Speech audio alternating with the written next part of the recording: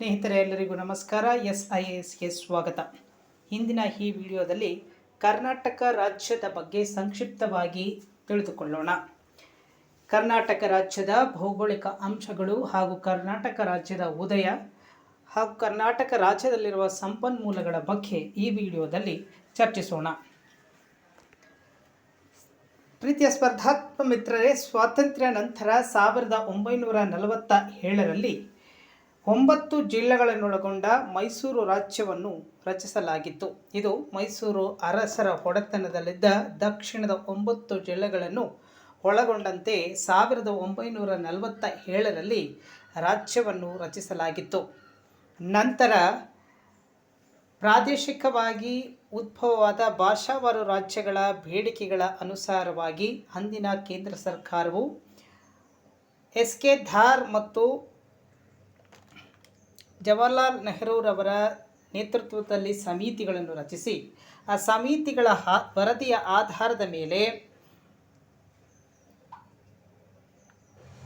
ಭಾಷಾವಾರು ಪ್ರಾಂತ್ಯಗಳ ರಾಜ್ಯಗಳ ಮರುಸಂಘಟನೆ ಕಾಯ್ದೆಯನ್ನು ಜಾರಿಗೆ ತರುತ್ತಾರೆ. ಅದರಂತೆ 1956ರ ನವೆಂಬರ್ 1ರಂದು ಕರ್ನಾಟಕ ರಾಜ್ಯವನ್ನು ಭಾಷಾವಾರು ಪ್ರಾಂತ್ಯಗಳ ಆಧಾರದ ಮೇಲೆ ರಚಿಸಲಾಗುತ್ತದೆ. ಆಗ ಕರ್ನಾಟಕಕ್ಕೆ ಮೈಸೂರು ರಾಜ್ಯ ಎಂದು ಹೆಸರಿಡಲಾಗಿತ್ತು. ನಂತರದ ದಿನಗಳಲ್ಲಿ ಕರ್ನಾಟಕ ರಾಜ್ಯದ ಜನತೆಯ ಆಶಯದಂತೆ 1973ರಲ್ಲಿ ಕರ್ನಾಟಕ ರಾಜ್ಯವನ್ನು ಮೈಸೂರು ಎಂಬ ಹೆಸರಿನಿಂದ ಕರ್ನಾಟಕ ಎಂದು ಮರುನಾಮಕರಣ ಮಾಡಲಾಯಿತು. ಕನ್ನಡ ರಾಜ್ಯೋತ್ಸವವನ್ನು ಪ್ರತಿ ವರ್ಷ ನವೆಂಬರ್ 1ನೇ ದಿನ ಕರ್ನಾಟಕ ರಚನೆಯ ದಿನ ಎಂದು ಆಚರಿಸಲಾಗುತ್ತದೆ. ದಕ್ಷಿಣ ಭಾರತದ ಕನ್ನಡ ಮಾತನಾಡುವ ಪ್ರದೇಶಗಳ ಏಕೀಕರಣದ ಸಂಭ್ರಮಾಚರಣೆಯಲ್ಲಿ ಈ ದಿನವನ್ನು, ಅಂದರೆ ನವೆಂಬರ್ 1ನೇ ತಾರೀಕಿನ ದಿನವನ್ನು ಕರ್ನಾಟಕ ರಾಜ್ಯೋತ್ಸವವನ್ನು ಸಂಭ್ರಮದಿಂದ ಆಚರಿಸಲಾಗುತ್ತದೆ. ಕರ್ನಾಟಕ ರಾಜ್ಯವು ದಕ್ಷಿಣ ಭಾರತದ ರಾಜ್ಯವಾಗಿದ್ದು ಉಪಖಂಡದ ಪಶ್ಚಿಮ ಕರಾವಳಿ ಭಾಗದಲ್ಲಿದೆ. ಇದು ಭಾರತದ ಅತ್ಯಂತ ಶ್ರೀಮಂತ ರಾಜ್ಯಗಳಲ್ಲಿ ಒಂದಾಗಿದ್ದು ಕರ್ನಾಟಕ ರಾಜ್ಯವು ಶಿಕ್ಷಣ, ಉದ್ಯಮ, ಕೃಷಿ, ಸಾಹಿತ್ಯ ಮತ್ತು ಪ್ರವಾಸೋದ್ಯಮಕ್ಕೆ ಸಂಬಂಧಿಸಿದಂತೆ ಅಗಾಧವಾದ ಪ್ರಗತಿಯನ್ನು ಸಾಧಿಸಿದೆ. ಕರ್ನಾಟಕದ ರಾಜಧಾನಿ ಬೆಂಗಳೂರು ಅದರ ಅಭಿವೃದ್ಧಿ ಹೊಂದುತ್ತಿರುವ ಐಟಿ ಉದ್ಯಮದಿಂದಾಗಿ ಬೆಂಗಳೂರು ನಗರವನ್ನು ಸಿಲಿಕಾನ್ ವ್ಯಾಲಿ ಆಫ್ ಏಷ್ಯಾ ಎಂಬ ಹೆಸರಿನಿಂದ ಕರೆಯಲಾಗುತ್ತಿದೆ, ಅಥವಾ ಸಿಲಿಕಾನ್ ವ್ಯಾಲಿ ಆಫ್ ಏಷ್ಯಾ ಎಂಬ ಬಿರುದನ್ನು ಬೆಂಗಳೂರು ನಗರವು ಪಡೆದುಕೊಂಡಿದೆ. ಇದು ಕರ್ನಾಟಕ ರಾಜ್ಯವು 6 ರಾಜ್ಯಗಳೊಂದಿಗೆ ತನ್ನ ಗಡಿಯನ್ನು ವಿಸ್ತರಿಸಿಕೊಂಡಿದ್ದು, ಇದು ಉತ್ತರಕ್ಕೆ ಗೋವಾ ರಾಜ್ಯವನ್ನು ಮತ್ತು ಮಹಾರಾಷ್ಟ್ರ ರಾಜ್ಯದೊಂದಿಗೆ ಗಡಿಯನ್ನು ಹಂಚಿಕೊಂಡಿದೆ. ಪೂರ್ವಕ್ಕೆ ತೆಲಂಗಾಣ ಮತ್ತು ಆಂಧ್ರ ಪ್ರದೇಶ ರಾಜ್ಯಗಳೊಂದಿಗೆ ಗಡಿಯನ್ನು ಹಂಚಿಕೊಂಡಿದ್ದು, ಆಗ್ನೇಯಕ್ಕೆ ತಮಿಳುನಾಡು ಮತ್ತು ದಕ್ಷಿಣಕ್ಕೆ ಕೇರಳ ರಾಜ್ಯದೊಂದಿಗೆ ತನ್ನ ಗಡಿಯನ್ನು ಹಂಚಿಕೊಂಡಿದೆ. ಅದೇ ರೀತಿಯಲ್ಲಿ ಪಶ್ಚಿಮಕ್ಕೆ ಅರೇಬಿಯನ್ ಸಮುದ್ರದೊಂದಿಗೆ ತನ್ನ ಗಡಿಯನ್ನು ಹಂಚಿಕೊಂಡಿದೆ. ಹೀಗೆ ಸುಮಾರು 6 ರಾಜ್ಯಗಳೊಂದಿಗೆ ಕರ್ನಾಟಕ ರಾಜ್ಯವು ತನ್ನ ಗಡಿ ಪ್ರದೇಶವನ್ನು ಹಂಚಿಕೊಂಡಿದೆ. ಈಗ ಕರ್ನಾಟಕ ರಾಜ್ಯದ ವಿಸ್ತೀರ್ಣ ನೋಡುವುದಾದರೆ, ರಾಜ್ಯವು ಉತ್ತರದಿಂದ ದಕ್ಷಿಣಕ್ಕೆ ಸುಮಾರು 430 ಮೈಲಿಗಳಷ್ಟು, ಅಂದರೆ 675 ಕಿಲೋಮೀಟರ್ಗಳಷ್ಟು ವಿಸ್ತೀರ್ಣವನ್ನು ಮತ್ತು ಪೂರ್ವದಿಂದ ಪಶ್ಚಿಮಕ್ಕೆ ಸುಮಾರು 300 ಮೈಲಿಗಳಷ್ಟು, ಅಂದರೆ 480 ಕಿಲೋಮೀಟರ್ಗಳವರೆಗೆ ವಿಸ್ತೀರ್ಣವನ್ನು ಹೊಂದಿದ್ದು, ಇದರ ಕರಾವಳಿ ಭಾಗವು 200 ಮೈಲಿಗಳಷ್ಟು ವಿಸ್ತೀರ್ಣವನ್ನು ವ್ಯಾಪಿಸಿಕೊಂಡಿದೆ. ಇದರ ಒಟ್ಟು ಹೀಗಾಗಿ ಇಡೀ ರಾಜ್ಯದ ಒಟ್ಟು ವಿಸ್ತೀರ್ಣವು 1,91,791 ಚದರ ಕಿಲೋಮೀಟರ್ ವಿಸ್ತೀರ್ಣವನ್ನು ಹೊಂದಿರುತ್ತದೆ. ಕರ್ನಾಟಕದ ರಾಜಧಾನಿ ಬೆಂಗಳೂರು ಆಗ್ನೇಯ ಗಡಿಯ ಸಮೀಪದಲ್ಲಿದೆ. ಹೀಗೆ ಕರ್ನಾಟಕ ರಾಜ್ಯವು ಭಾರತದ ಒಟ್ಟು ವಿಸ್ತೀರ್ಣದಲ್ಲಿ 5.83% 3ರಷ್ಟು ಪ್ರದೇಶವನ್ನು ಹೊಂದಿದ್ದು ಭಾರತದ 7ನೇ ಅತಿ ದೊಡ್ಡ ರಾಜ್ಯವಾಗಿದೆ. ಕರ್ನಾಟಕವನ್ನು 30 ಜಿಲ್ಲೆಗಳನ್ನಾಗಿ ವಿಂಗಡಿಸಲಾಗಿದ್ದು ಅದರ ಆಡಳಿತವನ್ನು ನಡೆಸಲಾಗುತ್ತಿದೆ. ಕರ್ನಾಟಕ ರಾಜ್ಯವು ಜನಸಂಖ್ಯೆಯಲ್ಲಿ ದೇಶದಲ್ಲಿಯೇ 8ನೇ ಅತಿ ದೊಡ್ಡ ರಾಜ್ಯವಾಗಿದ್ದು ಭಾರತದ 7ನೇ ಅತಿ ದೊಡ್ಡ ಅರಣ್ಯ ಪ್ರದೇಶವನ್ನು ಹೊಂದಿರುವ ರಾಜ್ಯವಾಗಿದ್ದು ನೀರಾವರಿ ಕ್ಷೇತ್ರದಲ್ಲಿ 9ನೇ ದೊಡ್ಡ ರಾಜ್ಯವಾಗಿದೆ. ಹೀಗೆ ಕರ್ನಾಟಕ ರಾಜ್ಯವನ್ನು ಆಡಳಿತದ ಕೇಂದ್ರೀಕರಣಕ್ಕಾಗಿ ಅದನ್ನು 4 ಕಂದಾಯ ವಿಭಾಗಗಳನ್ನಾಗಿ ವಿಂಗಡಿಸಲಾಗಿದೆ. ಅದರಲ್ಲಿ ಮೊದಲನೆಯದು ಬೆಂಗಳೂರಿನ ಕಂದಾಯ ವಿಭಾಗ. ಈ ವಿಭಾಗದಲ್ಲಿ ಸುಮಾರು 9 ಜಿಲ್ಲೆಗಳನ್ನು ಒಳಗೊಂಡಿದ್ದು ಮೈಸೂರು ವಿಭಾಗದಲ್ಲಿ 8 ಜಿಲ್ಲೆಗಳನ್ನು, ಬೆಳಗಾವಿ ವಿಭಾಗದಲ್ಲಿ 7 ಜಿಲ್ಲೆಗಳನ್ನು, ಕಲಬುರಗಿ ವಿಭಾಗದಲ್ಲಿ 6 ಜಿಲ್ಲೆಗಳನ್ನು ಕಂದಾಯ ವಿಭಾಗಗಳಾಗಿ ವಿಂಗಡಿಸಿದ್ದು ಪ್ರತಿಯೊಂದು ವಿಭಾಗಕ್ಕೂ ಒಬ್ಬೊಬ್ಬರು ಪ್ರಾದೇಶಿಕ ಆಯುಕ್ತರಿದ್ದು ಆ ವಿಭಾಗಗಳ ಮೇಲ್ವಿಚಾರಣೆಯನ್ನು ನೋಡಿಕೊಳ್ಳುತ್ತಿರುತ್ತಾರೆ. ಕರ್ನಾಟಕದ ಪ್ರಾಕೃತಿಕ ವಿಭಾಗಗಳು ಯಾವುದೆಂದು ನೋಡುವುದಾದರೆ ಕರ್ನಾಟಕವನ್ನು ಭೌಗೋಳಿಕವಾಗಿ 3 ವಿಭಾಗಗಳಾಗಿ ವಿಂಗಡಿಸಲಾಗಿದೆ. ಮೊದಲನೆಯದು ಕರಾವಳಿ ಮೈದಾನ, ಎರಡನೆಯದು ಮಲೆನಾಡು ಪ್ರದೇಶ ಅಂದರೆ ಪಶ್ಚಿಮ ಘಟ್ಟಗಳು, ಮೂರನೆಯದು ಮೈದಾನ ಪ್ರದೇಶಗಳು. ಈ ಮೈದಾನ ಪ್ರದೇಶಗಳನ್ನು 2 ವಿಧಾನಗಳಾಗಿ ವಿಂಗಡಿಸಲಾಗಿದ್ದು ಉತ್ತರದ ಮೈದಾನ ಇಲ್ಲಿ ಪ್ರಸ್ಥಭೂಮಿ ಮತ್ತು ಕಪ್ಪು ಮಣ್ಣಿನ ಪ್ರದೇಶಗಳನ್ನು ಒಳಗೊಂಡ ಪ್ರದೇಶವಾಗಿದೆ. ಅದೇ ರೀತಿಯಲ್ಲಿ ದಕ್ಷಿಣ ಮೈದಾನ ಇಲ್ಲಿ ಬೆಟ್ಟದ ಸಾಲುಗಳನ್ನು ಒಳಗೊಂಡಿದ್ದು ಇದು ಬೆಟ್ಟ ಗುಡ್ಡಗಳ ಪ್ರದೇಶವಾಗಿದೆ. ನಂತರ ಬರುವಂಥದ್ದು ಕರ್ನಾಟಕದ ವಾಯುಗುಣ. ಕರ್ನಾಟಕದ ವಾಯುಗುಣವು ಉಷ್ಣವಲಯದ ಮಾನ್ಸೂನ್ ವಾಯುಗುಣವಾಗಿದೆ. ಇಲ್ಲಿ ಅತಿ ಶಾಖ ಮತ್ತು ತೇವಾಂಶವುಳ್ಳ ಬೇಸಿಗೆ ಹಾಗೂ ತಂಪಾದ ಮತ್ತು ಶುಷ್ಕ ಚಳಿಗಾಲ ಈ ವಾಯುಗುಣದ ಲಕ್ಷಣವಾಗಿರುತ್ತದೆ. ಕರ್ನಾಟಕದ ಭೌಗೋಳಿಕ ಸ್ಥಾನವು ಸಮುದ್ರ ಸ್ವಾಮೀಪ್ಯ, ಭೂಸ್ವರೂಪ, ಸಸ್ಯವರ್ಗ ಹಾಗೂ ಮಾನ್ಸೂನ್ ಮಾರುತಗಳ ಪ್ರಭಾವವು ಈ ವಾಯುಗುಣಕ್ಕೆ ಪ್ರಮುಖ ಕಾರಣವಾಗಿದೆ. ಕರ್ನಾಟಕದಲ್ಲಿರುವಂತಹ ಮಣ್ಣುಗಳು ಭೂಮಿಯ ಮೇಲ್ಮೈ ಮೇಲಿನ ತೆಳುವಾದ ಪದರವನ್ನು ಮಣ್ಣು ಎಂದು ಕರೆಯಲಾಗುತ್ತದೆ.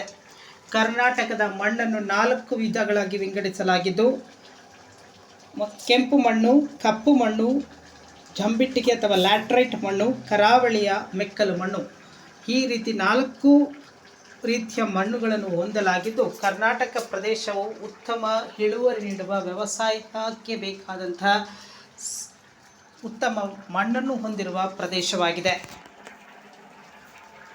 ಕರ್ನಾಟಕ ರಾಜ್ಯದ ಕಲೆ ಮತ್ತು ಸಂಸ್ಕೃತಿ ಹೇಗಿದೆ ಎಂದು ನೋಡುವುದಾದರೆ ಭಾರತದಲ್ಲಿನ ದಕ್ಷಿಣದ ರಾಜ್ಯವಾದ ಕರ್ನಾಟಕವು ವಿಭಿನ್ನವಾದ ಭಾಷಿಕ ಮತ್ತು ಧಾರ್ಮಿಕ ಜನಾಂಗಗಳ ಸುದೀರ್ಘವಾದ ಇತಿಹಾಸವನ್ನು ಹೊಂದಿರುವ ಹಾಗೂ ವಿಶಿಷ್ಟ ಕಲೆ ಮತ್ತು ಸಂಸ್ಕೃತಿಯನ್ನು ಹೊಂದಿರುವ ರಾಜ್ಯವಾಗಿದೆ.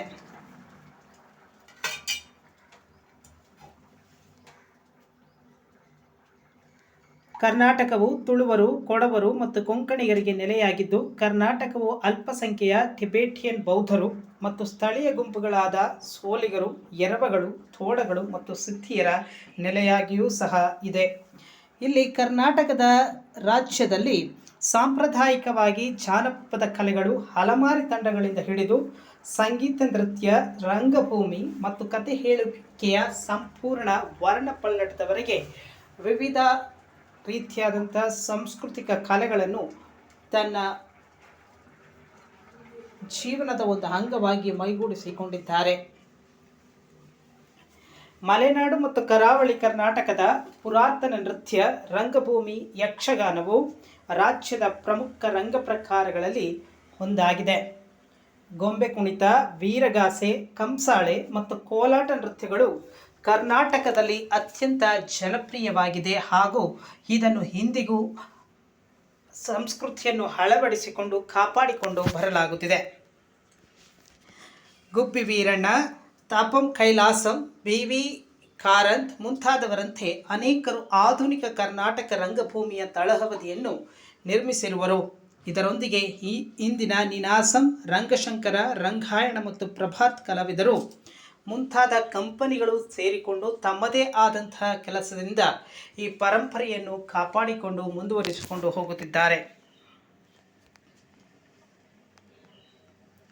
ಸಂಗೀತ ವಿಷಯಕ್ಕೆ ಬರುವುದಾದರೆ ಗಾಯಕರು ಪ್ರವರ್ತಮಾನಕ್ಕೆ ಬರುತ್ತಿರುವ ಏಕೈಕ ಭಾರತೀಯ ರಾಜ್ಯ ಕರ್ನಾಟಕವಾಗಿದ್ದು, ಉತ್ತರ ಕರ್ನಾಟಕವು ಪ್ರಧಾನವಾಗಿ ಹಿಂದೂಸ್ತಾನಿ ಸಂಗೀತಕ್ಕೆ ಪ್ರಸಿದ್ಧವಾಗಿದ್ದು, ದಕ್ಷಿಣ ಕರ್ನಾಟಕವು ಕರ್ನಾಟಿಕ್ ಸಂಗೀತಕ್ಕೆ ಪ್ರಸಿದ್ಧವಾಗಿದೆ. ಕರ್ನಾಟಕದ ವಾಸ್ತುಶಿಲ್ಪವು ಭಾರತದ ಇತರ ರಾಜ್ಯಗಳಿಂದ ವಿಭಿನ್ನವಾಗಿದ್ದು, ಕರ್ನಾಟಕ ರಾಜ್ಯದ ದೇವಾಲಯಗಳು ವಿವಿಧ ಅವಧಿಗಳಲ್ಲಿ ಪ್ರಚಲಿತದಲ್ಲಿರುವ ವಾಸ್ತುಶಿಲ್ಪದ ವೈವಿಧ್ಯತೆಯನ್ನು ವಿವರಿಸುತ್ತದೆ.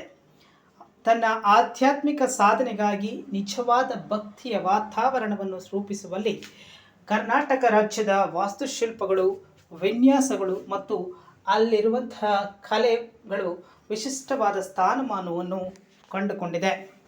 ಕರ್ನಾಟಕದ ವಾಸ್ತುಶಿಲ್ಪದ ದೇವಾಲಯಗಳು ಅನೇಕ ರೀತಿಯಾದಂತಹ ಶೈಲಿಗಳನ್ನು ಒಳಗೊಂಡಿದ್ದು, ಪ್ರಮುಖವಾಗಿ ಹೊಯ್ಸಳರ ವಾಸ್ತುಶಿಲ್ಪ, ಬಾದಾಮಿ ಚಾಲುಕ್ಯರ ವಾಸ್ತುಶಿಲ್ಪ, ವಿಜಯನಗರ ವಾಸ್ತುಶಿಲ್ಪ, ದ್ರಾವಿಡ ವಾಸ್ತುಶಿಲ್ಪ, ಪಶ್ಚಿಮ ಚಾಲುಕ್ಯರ ವಾಸ್ತುಶಿಲ್ಪ, ಬಾದಾಮಿ ಗುಹಾ ದೇವಾಲಯಗಳು, ರಾಷ್ಟ್ರಕೂಟ ವಾಸ್ತುಶಿಲ್ಪ ಇನ್ನು ಇತ್ಯಾದಿ ಅನೇಕ ರೀತಿಯಾದಂತಹ ವಾಸ್ತುಶಿಲ್ಪಗಳನ್ನು ಒಳಗೊಂಡಿದ್ದು, ಇದಕ್ಕೆ ಮುಖ್ಯ ಕಾರಣ ಆ ಕರ್ನಾಟಕ ರಾಜ್ಯದ ಪ್ರದೇಶವನ್ನು ವಿವಿಧ ಸಂದರ್ಭಗಳಲ್ಲಿ ವಿವಿಧ ವಂಶಸ್ಥರು ಆಳಿದ ಕಾರಣಕ್ಕೆ ಅವರವರ ಕಾಲಗಳ ಅನುಗುಣವಾಗಿ ಕರ್ನಾಟಕ ರಾಜ್ಯದಲ್ಲಿ ವಿವಿಧ ರೀತಿಯಾದಂಥ ವಾಸ್ತುಶಿಲ್ಪ ಕಲೆಗಳನ್ನು ಅಭಿವೃದ್ಧಿಪಡಿಸಲಾಗಿದೆ.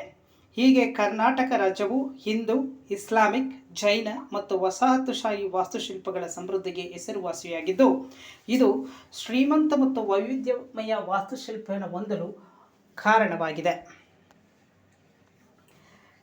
ಕರ್ನಾಟಕ ರಾಜ್ಯದ ಸಾರಿಗೆ ವ್ಯವಸ್ಥೆ ಹೇಗಿದೆ ಎಂದು ನೋಡುವುದಾದರೆ, ಕರ್ನಾಟಕ ರಾಜ್ಯದ ಸಾರಿಗೆ ವ್ಯವಸ್ಥೆ ಉತ್ತಮ ಮಟ್ಟದಲ್ಲಿದ್ದು, ರಾಷ್ಟ್ರೀಯ ಹೆದ್ದಾರಿಗಳ ಜಾಲವು ಕರ್ನಾಟಕವನ್ನು ಭಾರತದ ಉಳಿದ ಭಾಗಗಳಿಗೆ ಮತ್ತು ನೆರೆಯ ರಾಜ್ಯಗಳಿಗೆ ಸಂಪರ್ಕಿಸುತ್ತದೆ.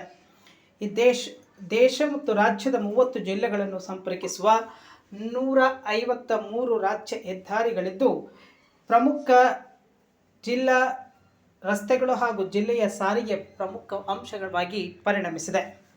ಕರ್ನಾಟಕ ರಾಜ್ಯದ 13 ದೇಶೀಯ ವಿಮಾನಗಳನ್ನು ಹೊಂದಲಾಗಿದ್ದು, ಸುಮಾರು 15 ಸಣ್ಣ ವಿಮಾನ ನಿಲ್ದಾಣಗಳು ಪ್ರಪಂಚದ ಇತರ ಭಾಗಗಳಿಗೆ ಗೇಟ್ವೇಗಳಾಗಿ ಕಾರ್ಯನಿರ್ವಹಿಸುತ್ತಿದೆ. ಇದರ ಜೊತೆಗೆ ರಾಷ್ಟ್ರದ ಮಿಲಿಟರಿ ನೆಲೆಗಳಿಗೆ ಸೇವೆ ಸಲ್ಲಿಸುವ 2 ವಿಮಾನ ನಿಲ್ದಾಣಗಳು ಕರ್ನಾಟಕ ರಾಜ್ಯದಲ್ಲಿದೆ. ಅದರಲ್ಲಿ ಒಂದು ವಿಮಾನ ನಿಲ್ದಾಣವು ವಿಮಾನ ಶಾಲೆಯಾಗಿ ಸೇವೆ ಸಲ್ಲಿಸುತ್ತಿದೆ. ಕರ್ನಾಟಕದ ಬೆಂಗಳೂರು ಮತ್ತು ಮಂಗಳೂರು ನಗರಗಳು ಅಂತಾರಾಷ್ಟ್ರೀಯ ವಿಮಾನಗಳನ್ನು ಅಥವಾ ಅಂತಾರಾಷ್ಟ್ರೀಯ ವಿಮಾನ ನಿಲ್ದಾಣವನ್ನು ಎಂಬ ಹೆಸರುವಾಸಿಯನ್ನು ಪಡೆದಿವೆ.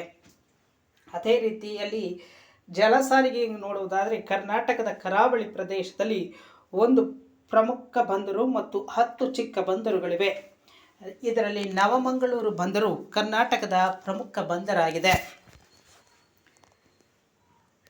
ರೈಲ್ವೆ ವ್ಯವಸ್ಥೆಯಲ್ಲಿ ಕರ್ನಾಟಕದಲ್ಲಿ ರೈಲ್ವೆಯ ವ್ಯವಸ್ಥೆಯು ಸಂಪೂರ್ಣವಾಗಿ ವ್ಯಾಪಕವಾಗಿದ್ದು, ಕರ್ನಾಟಕದ ರೈಲು ಹಳಿಗಳ ಸರಾಸರಿ ಉದ್ದ 3089 ಕಿಲೋಮೀಟರ್ಗಳಾಗಿದೆ.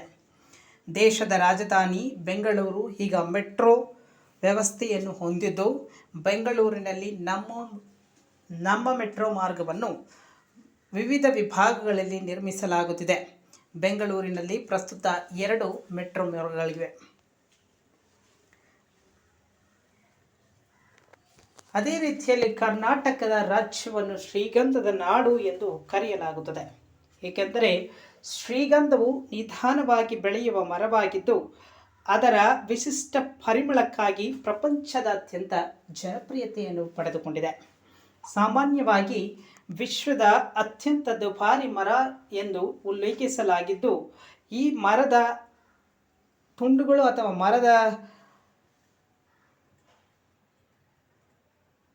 ಇದರ ಎಣ್ಣೆ 2 ಶತಮಾನಗಳಿಂದ ಮೌಲ್ಯಯುತವಾದ ವಿಶಿಷ್ಟ ಪರಿಮಳವನ್ನು ಉತ್ಪಾದಿಸುತ್ತದೆ ಹಾಗೂ ವಿಶಿಷ್ಟವಾದಂಥ ಪರಿಮಳವನ್ನು ನೀಡುವಂತಹ ಒಂದು ಉತ್ತಮ ಜಾತಿಯ ಮರವಾಗಿದೆ.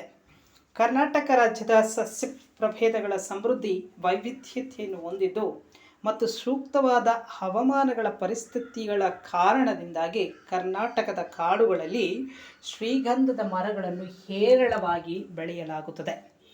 ಈ ಶ್ರೀಗಂಧದ ಮರಗಳಿಂದ ಸುಗಂಧ ದ್ರವ್ಯಗಳು, ಸಂಕೀರ್ಣವಾದ ಕೆತ್ತನೆಗಳನ್ನು ಹೊಂದಿರುವ ವಸ್ತುಗಳನ್ನು ಹಾಗೂ ಸಾಬೂನುಗಳನ್ನು ಮತ್ತು ಈ ಮರದಿಂದ ಔಷಧಗಳನ್ನು ತಯಾರಿಸಿ ಆ ಉತ್ಪನ್ನಗಳನ್ನು ದೇಶಾದ್ಯಂತ ಮಾರಾಟ ಮಾಡುವುದಲ್ಲದೆ ಇದನ್ನು ರಫ್ತು ಕೂಡ ಮಾಡಲಾಗುತ್ತದೆ. ಹಾಗಾಗಿ ಕರ್ನಾಟಕವನ್ನು ಶ್ರೀಗಂಧದ ನಾಡು ಎಂದು ಕರೆಯಲಾಗುತ್ತದೆ.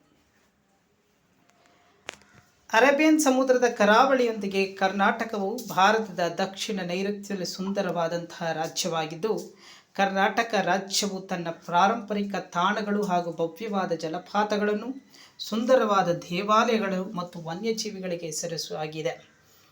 ರಾಜ್ಯವನ್ನು ಅತ್ಯಂತ ಪ್ರೀತಿಯಿಂದ ಒಂದು ರಾಜ್ಯ ಹಲವು ಜಗತ್ತು ಎಂದು ನಾವು ಕರೆಯುತ್ತೇವೆ. ಕರ್ನಾಟಕವನ್ನು ಭಾರತದಲ್ಲಿರುವ ಇತರೆ ರಾಜ್ಯಗಳಿಗಿಂತ ಹೆಚ್ಚು ವೈವಿಧ್ಯತೆಯಿಂದ ಕೂಡಿರುವ ರಾಜ್ಯವೆಂದು ಸಹ ನಾವು ಕರೆಯುತ್ತೇವೆ. ಆದ್ದರಿಂದ ಕರ್ನಾಟಕ ರಾಜ್ಯವು ಅನೇಕ ರೀತಿಯಾದಂತಹ ಸಂಪನ್ಮೂಲಗಳನ್ನು, ಉತ್ತಮ ಸಾರಿಗೆ ವ್ಯವಸ್ಥೆಯನ್ನು, ಉತ್ತಮ ವ್ಯವಸಾಯಕ್ಕೆ ಬೇಕಾದಂತಹ ಭೂಮಿಯನ್ನು ಹೊಂದಿರುವ ರಾಜ್ಯವಾಗಿದ್ದು, ಕರ್ನಾಟಕವು ಒಂದು ರಾಜ್ಯ ಹಲವು ಜಗತ್ತು ಎಂದು ಹೇಳುವುದರಲ್ಲಿ ಸಂದೇಹವಿಲ್ಲ. ಧನ್ಯವಾದಗಳು.